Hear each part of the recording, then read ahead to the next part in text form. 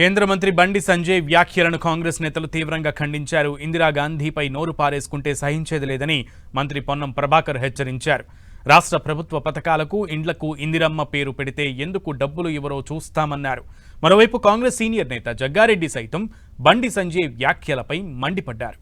పేదలకు ప్రభుత్వ ఇళ్లు అంటేనే ఇందిరమ్మ ఇళ్లు అని జగ్గారెడ్డి కొనియాడారు. కేవలం ఇళ్లు మాత్రమే కాదు, ఇంటి స్థలం కూడా ఇందిరమ్మ ఇచ్చిందని గుర్తు చేశారు జగ్గారెడ్డి.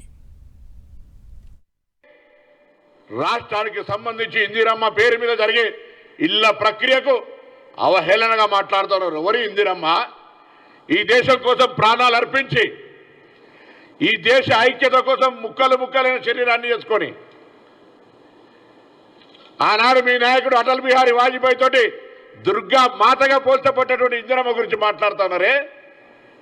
నేను భారతీయ జనతా పార్టీని అడుగుతా ఉన్నా, ఇలా అటువంటి నాయకుల మీద మీ పార్టీ ఏం క్రమశిక్షణ చర్య తీసుకుంటుందని అడుగుతా ఉన్నా. ఇందిరమ్మను ఇవాళ కూడా గ్రామీణ ప్రాంతాల్లో నేను ఇంతకుముందు చెప్పినట్టుగా హనుమంతుని ఆలయం లేని ఊరుండకపోవచ్చు, ఇందిరమ్మ లేని ఊరుండకపోవచ్చు. అటువంటి ఇందిరమ్మకు సంబంధించిన విషయం లోపల మేము ఇందిరమ్మ ఇల్లు ఇస్తే డబ్బులు ఏమా? ఇందిరాగాంధీ గారి గురించి నీకు ఏం తెలుసుకోకుండా ఎందుకు మాట్లాడుతున్నావు? సెంట్రల్ మినిస్టర్ వీను మనం రాకముందేనే ఇందిరాగాంధీ గారు రోటీ కపడా మకాన్ అన్నది. అంటే ఆనాడే ఇందిరమ్మ ఇల్లు, ఇందిరమ్మ జాగా, ఇందిరమ్మ ఇల్లు.